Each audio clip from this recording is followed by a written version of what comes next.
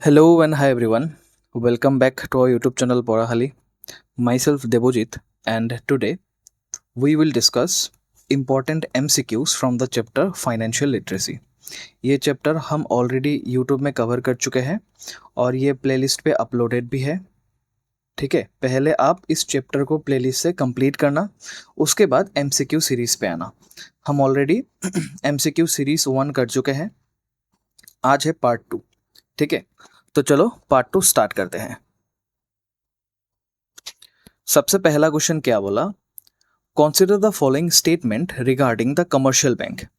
ठीक है, नीचे दिया हुआ कौन सा स्टेटमेंट कमर्शियल बैंक के पर्सपेक्टिव से करेक्ट है. ठीक है, यहाँ पे लिखा हुआ which of the given statement are correct. ठीक है, सबसे पहले they mobilise saving from the public. ये तो सही बात है, क्योंकि आप क्या करते हो, आप कमर्शियल बैंक पे जाके अपना जो सेविंग्स है वो जमा करते हो, एंड बैंक क्या करते हैं, उस सेविंग्स का कुछ पोर्शन अपने पास रखता है एंड बाकी के जितने भी पोर्शन है वो लोन में घुमाता है. So this is correct. They mobilise saving from the public. They provide loans to different sections of society. ये भी करेक्ट है, क्योंकि कमर्शियल बैंक से हर कोई लोन लेता है. फर्मर, आर्टिशंस, बिजनेसमैन एक्सेट्रा सब कोई लोन लेता है. ठीक है, उसके पास they possess the exclusive right to issue currency. ये गलत है, क्योंकि जो करेंसी है हमारा वो इशू करने का राइट किसके पास है? सिर्फ रिजर्व बैंक ऑफ इंडिया के पास है, जो कि है सेंट्रल बैंक ऑफ इंडिया. ठीक है, दैट मीन्स ये बैंक की भी बैंक है, तो ये गलत है. उसके बाद they can create credit on the basis of the deposit. Bank क्या करते हैं? क्रेडिट मनी की करते हैं, वो लोग क्रिएट करते हैं. अब कैसे क्रिएट करते हैं, ये तो आप समझा चुका हूँ ऑलरेडी, फिर भी मैं एक बार आपको समझा देता हूँ. ठीक है, अब देखो, मान लो आपके पास 1000 रुपीज़ है. आप जाके किसी कमर्शियल बैंक पे गए, वहां पे जाके आप 1000 रुपीज़ डिपॉजिट कर दिए. ठीक है, तो बैंक के पास अब 1000 रुपीज़ है. मान लो रिजर्व बैंक ऑफ इंडिया ने एक गाइडलाइन इशू किया था, उसके तहत आपके पास ये 20% खुद के पास रखना होगा और बाकी 80% आप लोन में घुमा सकते हैं. ठीक है, तो 1000 में से 200 रुपीज़ बैंक खुद के पास रखेगा, एंड जो 80% है दैट मीन्स 800 रुपीज़ वो लोन में दे देगा. ठीक है, मान लो किसी एक इंसान ने ये लोन को लिया और लोन को लेके वो क्या करता है, किसी कंपनी को या फिर किसी मशीन को खरीदने के लिए पेमेंट करता है. ठीक है, मशीन पेमेंट करता है. अब ये जो मशीन खरीदा उसने, जिस दुकान से खरीदा, उस दुकान के दुकानदार जो है वो बैंक में जाते हैं और 800 रुपीज़ जमा करवा देते हैं. ठीक है, लेकिन बैंक का तो रूल है कि 20% अपने पास रखेगा एंड बाकी 80% वो लोन में घुमाएगा. ठीक है, तो 800 रुपीज़ का 20% बैंक ने अपने पास रखा और बाकी जितना हुआ 640 रुपीज़ वो लोन में घुमाएगा. सिमिलरली किसी दूसरे इंसान ने ये लोन लिया, ठीक है, लेके फिर किसी दूसरे बैंक में ये जमा कर दिया. फिर ऐसा क्या होगा, 640 रुपीज़ बैंक के पास आएगा, इसमें से 20 रुपीज़ बैंक अपने पास रखेगा एंड 80 रुपीज़ वो लोन में घुमाएगा.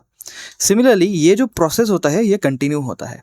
एक्चुअली इकोनॉमी में कितना रुपीज़, पहले जो बैंक है उसमें कितना रुपीज़ गया, 1000 रुपीज़. अगर आप इस सभी बैंक का जो डिपॉजिट है वो ऐड करते रहोगे, 1000 प्लस 800 प्लस 640 प्लस उसके बाद कुछ और भी आएगा, तो फाइनली आप देखोगे ये जाके 5000 रुपीज़ होगा.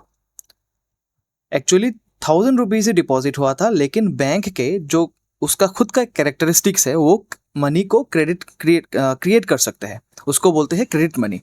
ठीक है, तो फाइनली बैंक ने कितना रुपया क्रेडिट किया, 5000 रुपीज़. एक्चुअली बैंक में कितना गया था, सिर्फ 1000 को 5000 में कन्वर्ट हो गया. ठीक है, इसे बोलते हैं क्रेडिट मनी और ये बैंक क्रिएट करता है. ठीक है, तो ये भी सही है.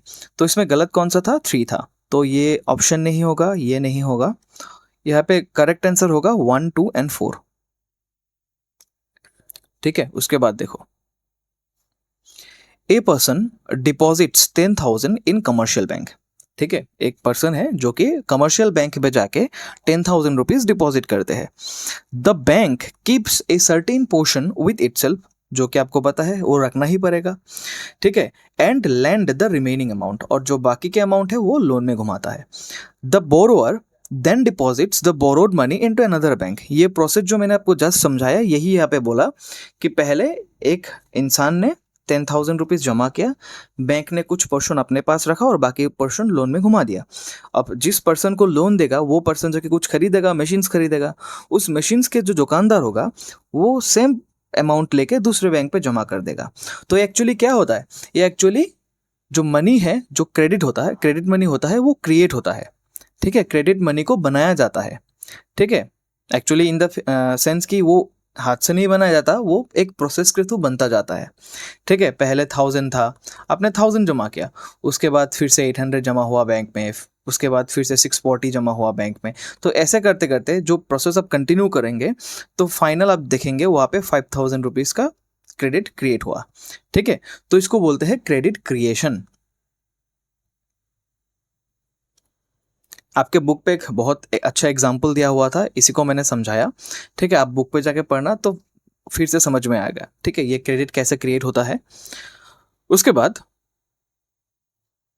अब देखो, ये एक दूसरा पैटर्न का क्वेश्चन है जहाँ पे असर्शन एंड रीजन दिया होगा, मतलब यहाँ पे जो भी लिखा होगा इसका करेक्ट रीजन ये है या नहीं, ये आपको प्रूफ करना है, ठीक है।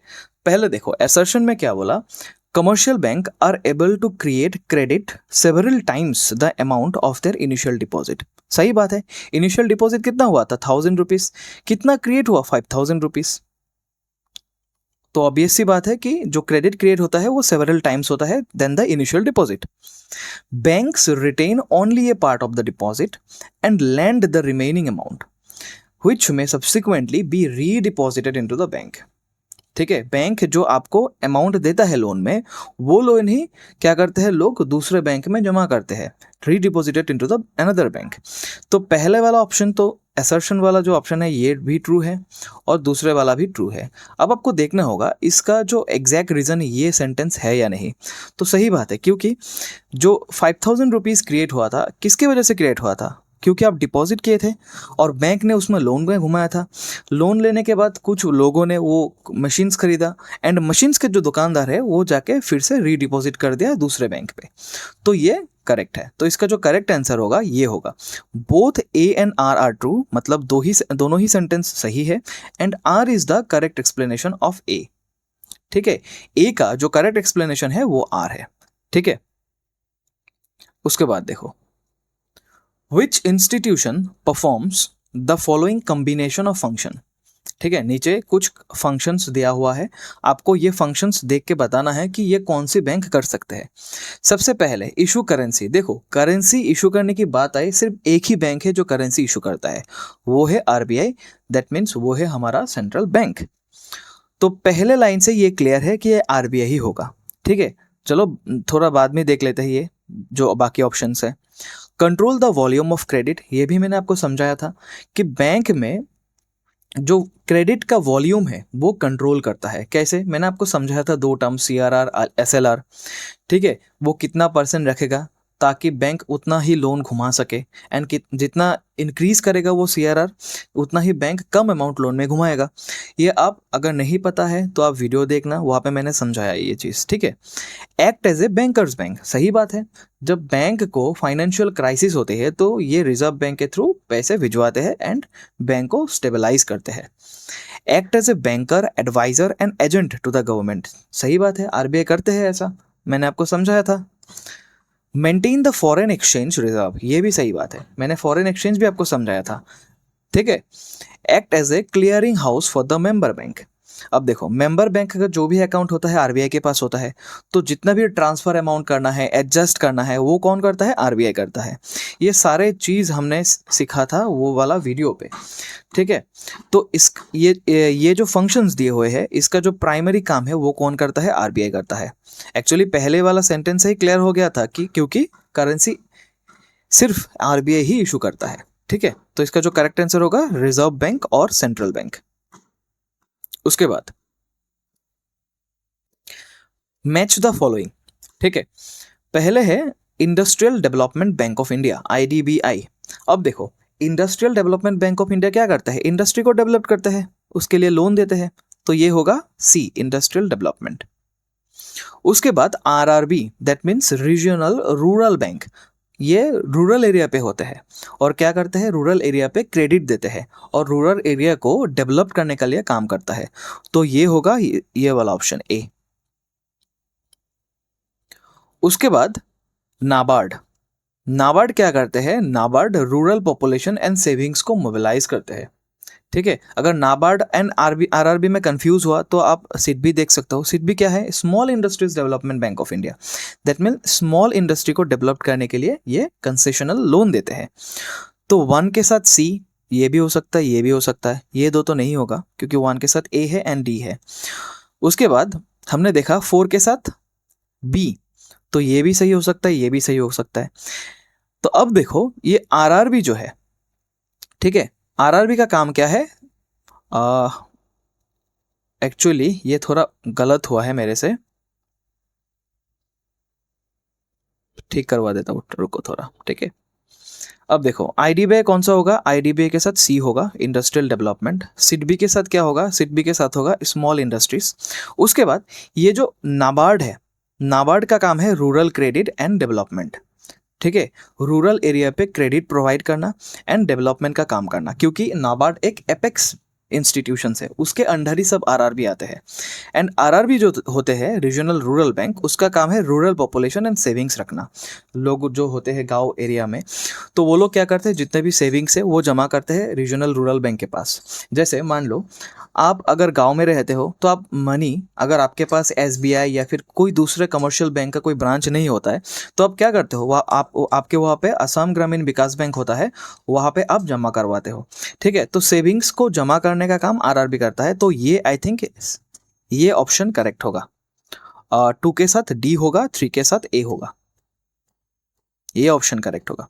थोड़ा पजल हो सकते हो आप, लेकिन ये जो चीज़ बोला ना, सेविंग्स, सेविंग्स आप नाबार्ड पे नहीं रख सकते, आप सेविंग्स सिर्फ आरआरबी में रख सकते हैं। तो यही से क्लियर होता है, 2 के साथ डी होता है। ठीक है, उसके बाद देखो, a farmer in a rural area is dependent on private money lender who charges very high interest rate. He wants institutional credit at comparatively low rate. ठीक है, अब देखो यहाँ पे बोला एक फार्मर को क्या चाहिए, डिपेंडेंट होना पड़ता है जो प्राइवेट मनी लेंडर्स होते हैं, क्योंकि उनको पैसे चाहिए। और मनी लेंडर्स क्या करते हैं, जमींदार जो लोग जो होते हैं वो क्या करते हैं, फार्मर को मनी प्रोवाइड करते हैं। एंड वो लोग क्या करते हैं, वेरी हाई इंटरेस्ट रेट पे मनी चार्ज करते हैं।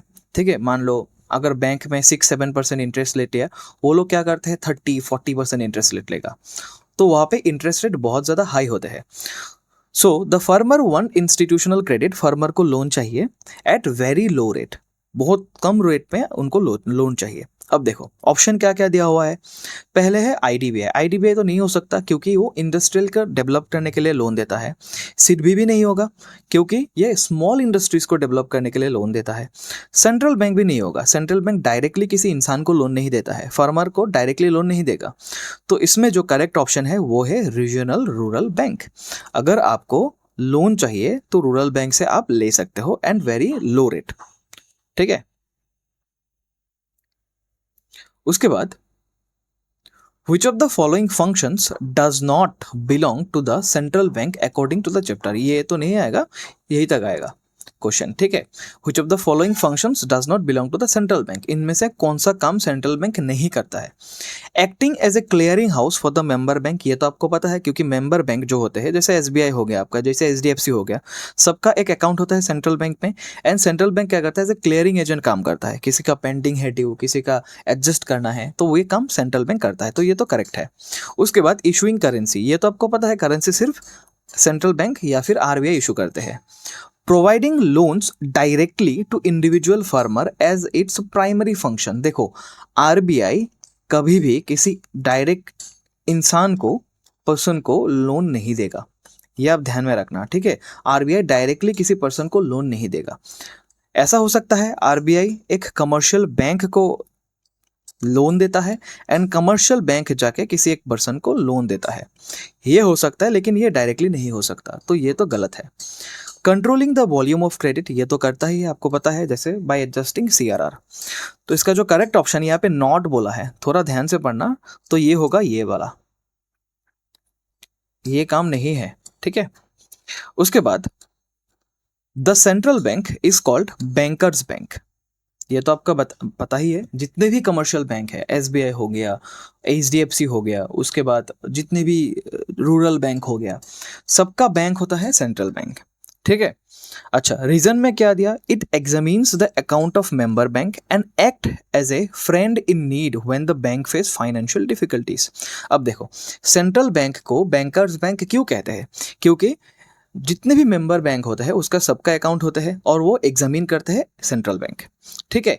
एंड कभी भी अगर ये जो मेंबर बैंक है या फिर जो कमर्शियल बैंक है उनको कभी भी फाइनेंशियल डिफिकल्टीज होता है तो क्या करते हैं, सेंट्रल बैंक सपोर्ट प्रोवाइड करते हैं। ठीक है।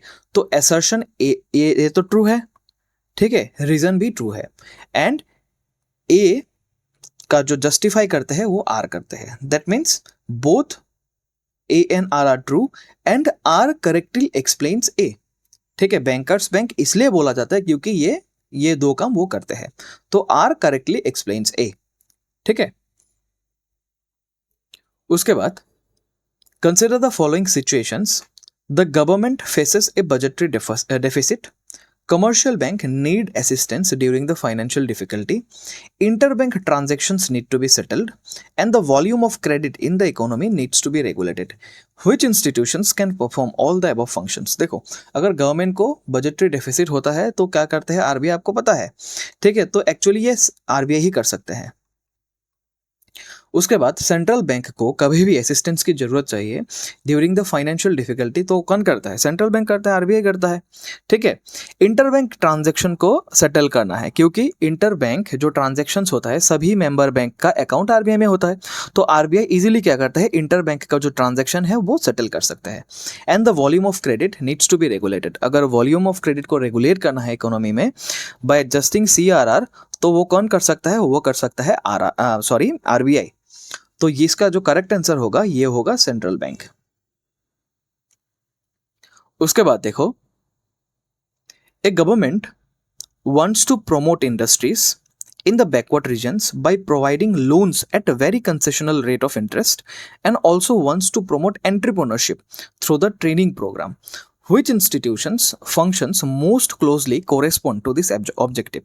देखो, एक्चुअली क्या करना चाहता है गवर्नमेंट, किसी बैकवर्ड रीजन पे एक इंडस्ट्री बनाना चाहते हैं एंड इसके लिए जो लोन्स प्रोवाइड करना है वो एक बैंक करेगा and very low concessional rate of interest पे लोन प्रोवाइड करेगा। ठीक है।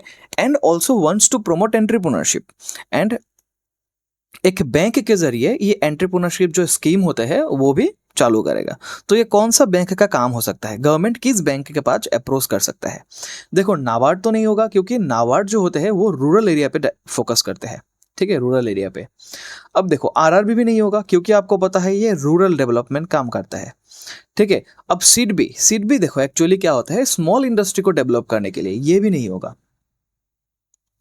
तो करेक्ट ऑप्शन हमारा है IDBI, industrial development bank of India, क्योंकि इंडस्ट्री के डेवलप करने की बात कर रहे हैं तो यहाँ पे आईडीबीआई होगा। ठीक है। अगर यहाँ पे लिखा गया था कि ऐसा होता कि स्मॉल इंडस्ट्री को डेवलप करने के लिए लोन दिया गया तो ये सिडबी होता।